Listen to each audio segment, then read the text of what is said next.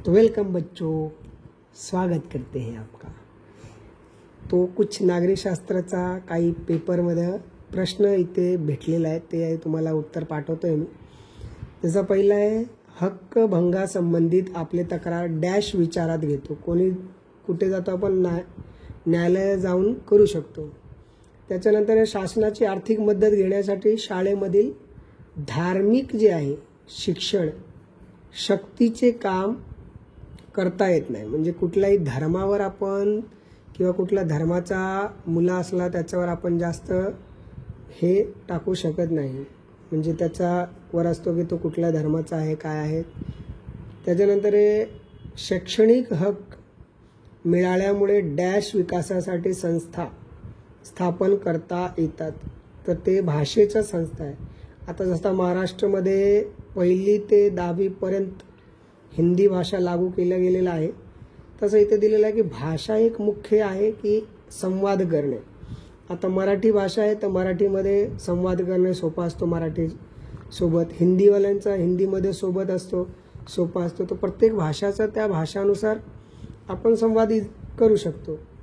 नागरिकांना धार्मिक अधिकार असेल तरी भारत हे एक डॅश म्हणजे धर्मनिरपेक्ष राष्ट्र आहे। म्हणजे इथे धर्म बघितला जात नाही, हिंदू मुस्लिम हे आपण भेदभाव कधी करत नाही।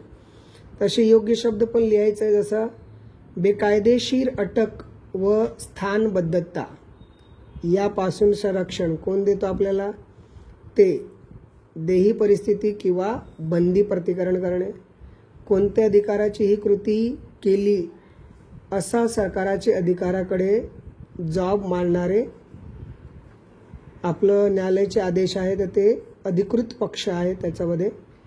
आणि लोक माहितीसाठी शासनाने एखादी कृती करण्यासाठी दिलेली असणारे न्यायालयाचे आदेश ते कोण देतो, परमादेश त्याला म्हणलं जातं। त्याच्यानंतर शेवटचा आहे प्रश्न की कनिष्ठ न्यायालयाचा आपल्या अधिकाराच्या क्षेत्राच्या पलीकडे न जाण्याविषयी आदेश कोण देतो, मनाई, हुकूम किंवा प्रतिषेध।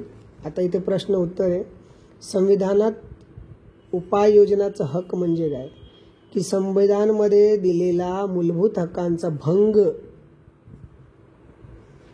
झालेला नागरिकांना न्यायालयास त्याविरुद्ध दाद मागण्याचा जो हक्क असतो याला आपण संविधानात्मक उपाययोजनाचा हक्क असे म्हणतात।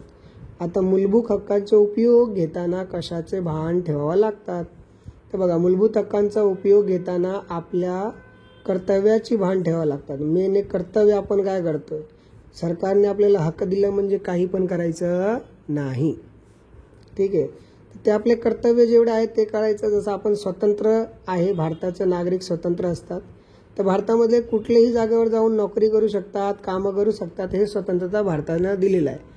पण ते आपलं कर्तव्य पण आहे की सगळं व्यवस्थित ठेवायला पाहिजे। आता हे उत्प्रेक्षेपण म्हणजे काय, तर कनिष्ठ न्यायालयाचा दिलेला निर्णय रद्द करून वरिष्ठ न्यायालयाकडून अटला दाखल